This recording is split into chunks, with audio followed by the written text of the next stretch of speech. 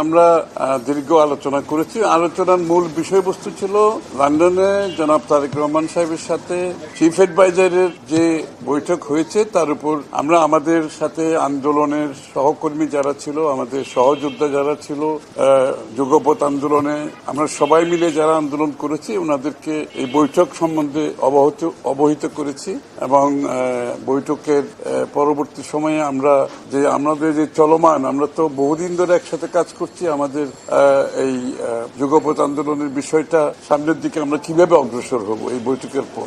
এই বৈঠকে তো সকলেই সন্তুষ্ট যে কি আমরা একটা নির্বাচনী সময়ের মধ্যে ঢুকেছি, নির্বাচনী টানেলের মধ্যে প্রবেশ করেছি এবং এটাকে আমরা সবাই মিলে কিভাবে সামনের দিকে এগিয়ে নিয়ে যাব এগুলোই মূলত আলোচনা হয়েছে এবং সবাই লন্ডন বৈঠকের উপর সন্তুষ্টি প্রকাশ করেছে।